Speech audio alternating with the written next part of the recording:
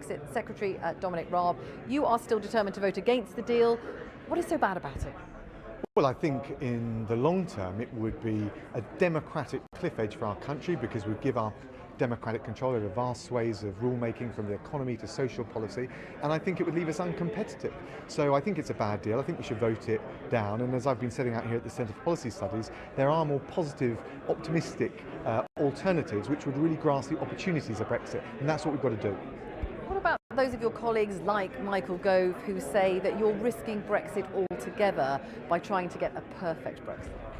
Well, we're not trying to get the perfect Brexit. We want to give a Brexit which is faithful to the referendum, that takes back control over our laws. This deal doesn't do that, which means that if we're paying such a vast sum of money, we've got a clear route to a free trade agreement, not locked in some hybrid customs union and single market arrangement. But the reality is the whips and various ministers will quite understandably want to promote this deal. I think it's clear it's going to be voted down. It's a bad deal. We can see it. The EU has made clear there's going to be no changes on the backstop or anything else. And what I wanted to set out today is why there is a positive, optimistic alternative and a vision for Brexit which is there to serve the worker, the consumer, and aspirational working Britain, if you like.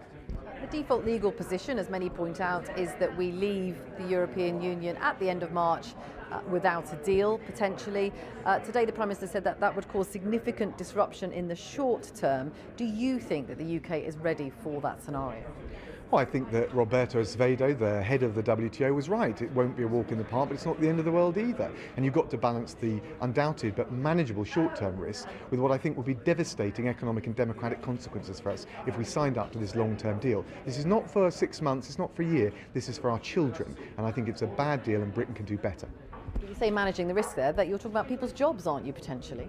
Well, we're talking about risks with any alternative outcome, but what isn't being baked into this is the damage to our competitiveness and the economy and to jobs, as well as the breach of faith with the referendum if we sign up to this deal. I don't think it gives effect to the referendum. I don't think it gives effect to the Prime Minister's own commitments and the commitment that every Conservative MP made in their manifesto to leave the customs union and the single market. And there's a reason we did that, is we want to grasp the opportunities of Brexit, including free trade, which are there for aspirational working Britain. This deal can't deliver that.